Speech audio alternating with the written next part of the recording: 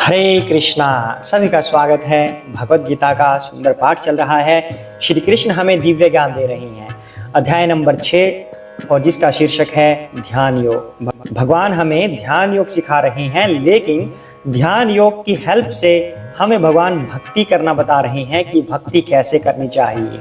तो भगवान ने हमें लास्ट टाइम ये बताया था अर्जुन के प्रश्न करने के बाद कि जो व्यक्ति आध्यात्मिक जीवन में बढ़ने लगता है लेकिन वह फिर से वापस अपने भौतिक जीवन में आ जाता है तो उसकी गति क्या होगी। तो भगवान ने दो चीजें हमें बताई थी कि जो व्यक्ति अच्छे कर्म करता है इस मृत्यु के बाद उसको कभी पछताना नहीं पड़ेगा, वह कभी भी पराजित नहीं होगा। अगर वह बुरे काम करता है तो उसको निस्संदेह पछताना पड़ेगा। अगर उसे ये पता चले कि भगवान नहीं है तो भी अच्छे कर्म उसने अगर किए हैं जीवन में तो क्या पछताना, अच्छे ही तो किए हैं।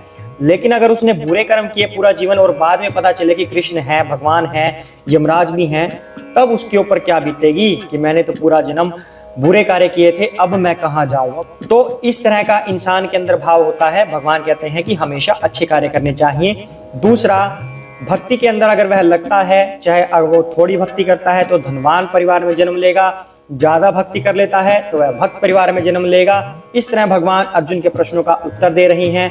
अब आगे भगवान इसमें क्या एक्सप्लेन कर रहे हैं हम आपको जानते हैं। पहले भगवान की वंदना कर लेते हैं। सभी हाथ जोड़ के भगवान से वंदना कीजिए। जय श्री कृष्ण चैतन्य प्रभु नित्यानंद श्री अद्वैत गदाधर श्री वसादि गौर भक्त वृंदा।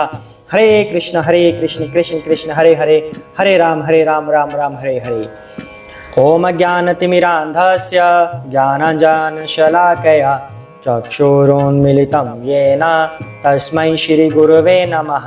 श्रीकृष्ण चैतन्य प्रभु नित्यानंद श्री अद्वैत गदाधर श्रीवासादि गौरभक्तवृंदा।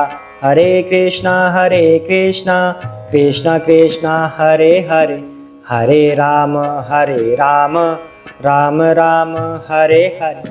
हरे कृष्णा। तो आइए पाठ को आगे बढ़ाते हैं। अब भगवान आगे क्या बता रहे हैं।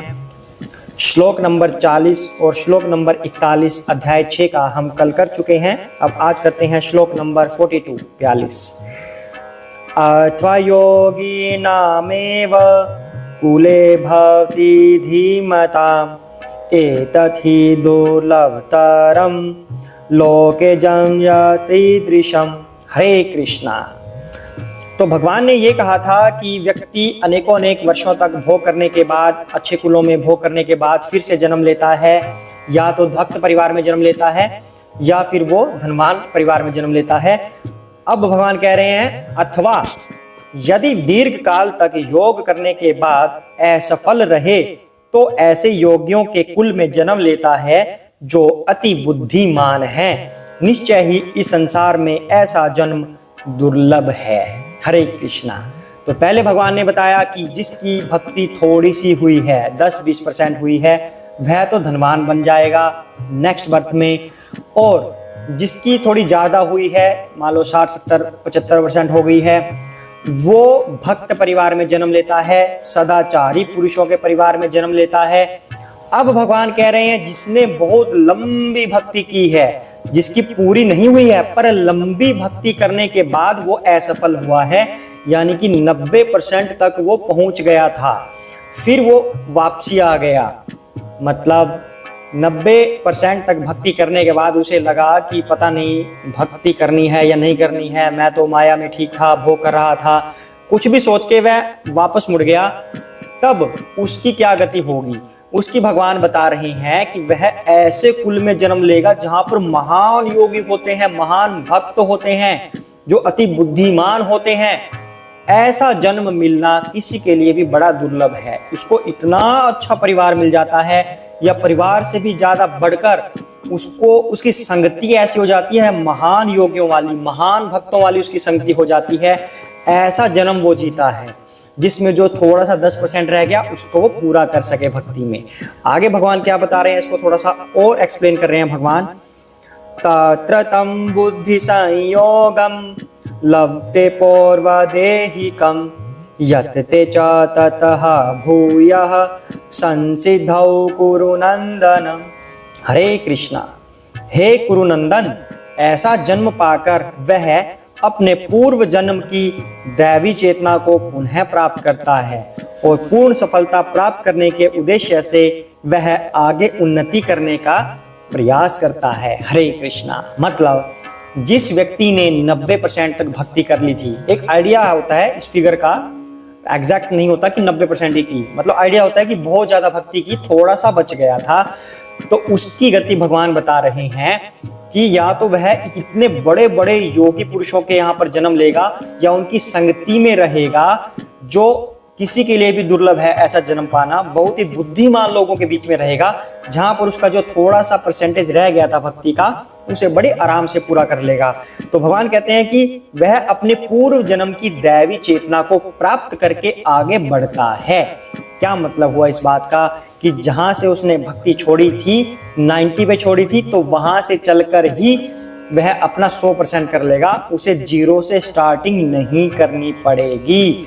एग्जाम्पल के तौर पर ले लेते हैं, जो व्यक्ति अष्टांग योग करते हैं या कोई और तरह का योग करते हैं, पूरे जन्म उन्होंने योग किया, नेक्स्ट बर्थ जब आया तो वह सब भूल चुके होंगे, उन्हें वह योग शुरू से सीखना पड़ेगा, जीरो से। एक और भौतिक उदाहरण ले लेते हैं। मान लीजिए आपने ये जीवन थोड़ी सी भक्ति करते हुए जिया और साथ में आपने पढ़ाई की। पढ़ाई का एग्जाम्पल ले लेते हैं। आपने स्टार्टिंग की नर्सरी क्लास से, फर्स्ट सेकंड थर्ड करते करते 10th हो गई, फिर आपने बीटेक कर ली, फिर आपने एमबीए कर ली या एमटेक कर ली, फिर आपने पीएचडी कर ली। पढ़ते गए आप, पढ़ते गए, बहुत सारा पढ़ लिए, जीवन व्यतीत हो गया, मृत्यु हो गई, नेक्स्ट जीवन आया। मृत्यु को आप ये समझ सकते हैं कि शरीर छोड़ दिया आत्मा ने, तो नेक्स्ट बर्थ आया, यानी कि नेक्स्ट शरीर उसको प्राप्त हुआ। तब क्या होगा, नेक्स्ट शरीर में उसे फिर से वही पढ़ाई जीरो से शुरू करनी पड़ेगी, नर्सरी से, जहां पे उसने छोड़ी थी पीएचडी से, उससे आगे नहीं वो बढ़ पाता, जीरो से करनी पड़ेगी। लेकिन भक्ति एक ऐसी चीज है जहां से आप छोड़ेंगे, नेक्स्ट बर्थ में आप वहीं से शुरू करेंगे। 90 तक आपने अगर पढ़ा था, 90 तक अगर आपने भक्ति की थी, तो जीरो की बजाय 91 से आप शुरुआत करेंगे। तो ये भगवान कह रहे हैं कि पूर्व जन्म की दैवी चेतना को पुनः प्राप्त करता है और पूर्ण सफलता प्राप्त करने के उद्देश्य से वह आगे उन्नति करने का प्रयास करता है। पूर्ण सफलता क्या है कि मेरी भक्ति 100% हो जाए और मैं भगवान के धाम जाने का अधिकारी बन जाऊं। इसलिए हमें ये सोचना चाहिए कि कोई भी कार्य हम जीवन में करते हैं, नेक्स्ट बर्थ अगर हमें मिल गया तो उस बर्थ में हमें वो कार्य दोबारा सीखना पड़ेगा।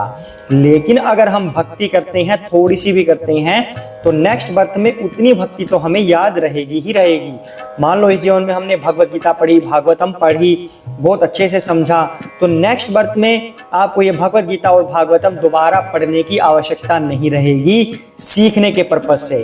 वैसे तो पढ़ेंगे आप, पढ़ना चाहिए, पढ़ेंगे भी, दूसरों को भी सुनाएंगे, लेकिन सीखने के पर्पज से आपको आवश्यकता नहीं होगी। जितना आपने सीखा था पूर्व जन्म में, उतना आपको पहले से आता होगा। इसलिए आप पहले से ही भगवत गीता और भागवतम के ज्ञाता होंगे।